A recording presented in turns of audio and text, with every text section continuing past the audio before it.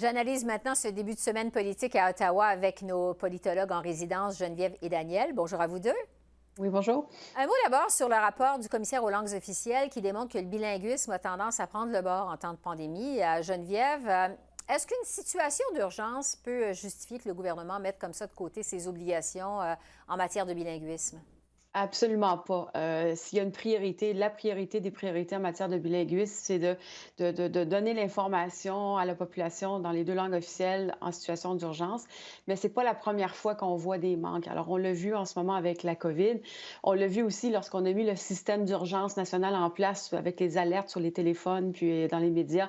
Là aussi, il y a eu des manquements dans les langues officielles. On l'a vu avec la fusillade à Ottawa il y a quelques années aussi.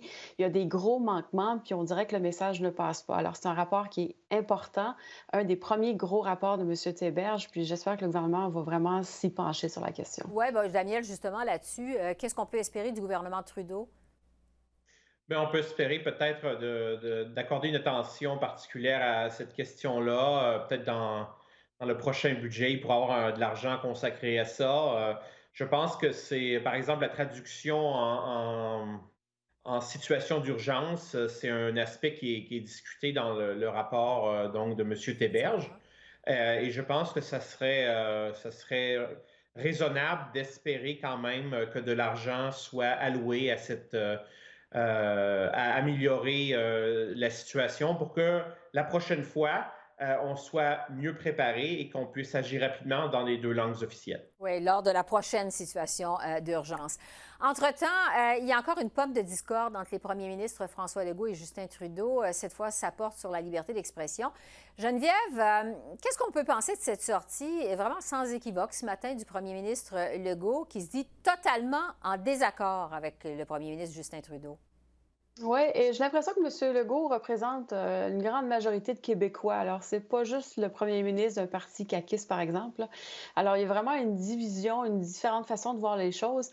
Et la déclaration de M. Trudeau, je vous dirais, est assez surprenante. C'est-à-dire, c'est quand même une déclaration très tiède comparativement quand on le compare dans le contexte actuel. Alors, on pense à l'enseignant en France qui s'est fait décapiter, toute la question des caricatures de Mahomet, alors que tous les autres chefs d'État ont clairement pris position du côté de la France. Je parle des pays occidentaux. Monsieur Trudeau est très timide. Alors, il y a cette question de multiculturalisme, liberté d'expression, oui, mais pas tout dire. Il y a des mots qui sont sensibles. Et ça, je dois dire, j'ai de la difficulté à savoir exactement où le gouvernement fédéral veut aller sur ce plan-là. Et ça pourrait probablement avoir beaucoup d'embûches pour les libéraux, je pense, pour les prochains mois. Oui, Daniel, si on reste du côté de Québec, le premier ministre Legault, on l'a vu, n'hésite pas vraiment à confronter le premier ministre Trudeau, que ce soit sur la fête de Noël la semaine passée, sur les frontières avec les États-Unis. Aujourd'hui, c'est donc sur la liberté d'expression. Quelle est la stratégie du premier ministre du Québec derrière ça, vous pensez? Écoutez, on a un premier ministre au Québec qui est très populaire. Son parti est très en avance dans les sondages et c'est quelqu'un qui se fait le défenseur du Québec, de l'autonomie provinciale et on pourrait dire aussi de la différence québécoise ou ce qu'on appelait à l'époque la société distincte. Et donc, je pense que lui, il aime bien confronter M. Trudeau lorsque nécessaire, et il le fait au sujet de la loi 21 au tout début de la dernière campagne fédérale, campagne électorale l'an dernier, et ça avait affecté la course et ça avait aidé le Bloc québécois. Et celui qui est content en ce moment là à Ottawa, c'est M. Blanchet. Mhm. Parce qu'évidemment, pour M. Blanchet, qui veut obtenir le soutien de gens qui ont voté pour la CAQ au Québec, pour lui, ce que dit François Legault, eh bien, il peut le relayer, l'amplifier, sans que François Legault dépende de M. Blanchet. C'est M. Blanchet qui dépend de M. Legault parce qu'il y a besoin de M. Legault sur le plan politique pour courtiser les gens qui soutiennent la CAQ et ils sont très nombreux au Québec en ce moment. Oui, et c'est ce qu'on avait vu justement lors de la dernière campagne électorale fédérale. Maintenant, on va déroger un peu de nos habitudes pour parler de politique américaine parce qu'on est à la veille d'une élection présidentielle qui est très attendue demain du côté des États-Unis. Évidemment, depuis la victoire surprise de Donald Trump en 2016, il n'y a plus personne qui veut se lancer dans les prédictions. Mais je vais quand même vous demander à chacun d'entre vous...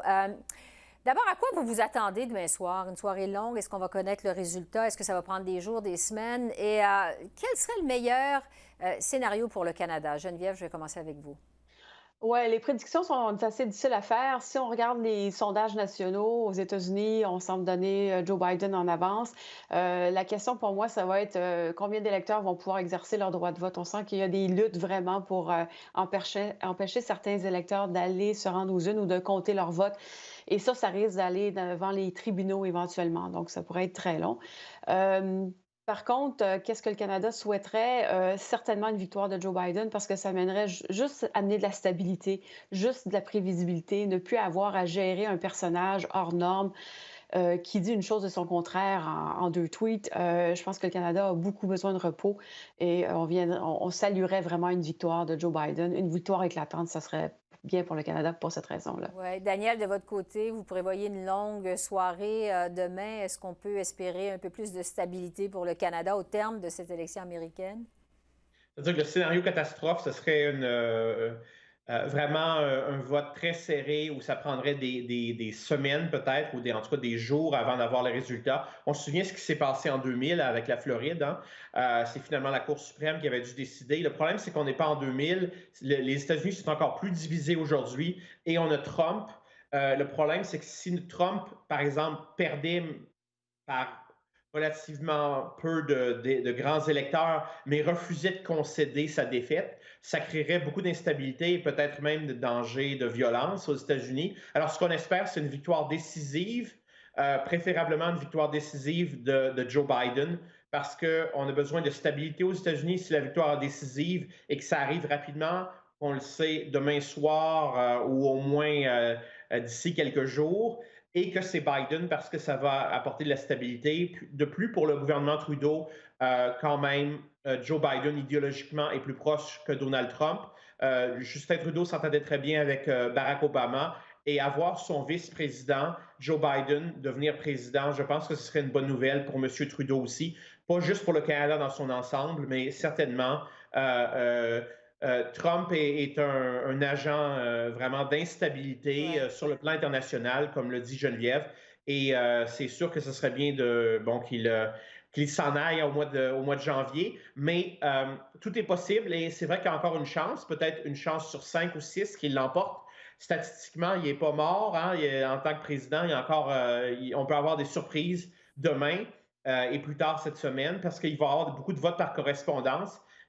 Qui vont être comptés parfois, on va commencer à les compter seulement une fois que les bureaux de vote sont fermés. Alors, dans certains États, on va sans doute attendre quelques jours avant d'avoir les résultats définitifs. Oui.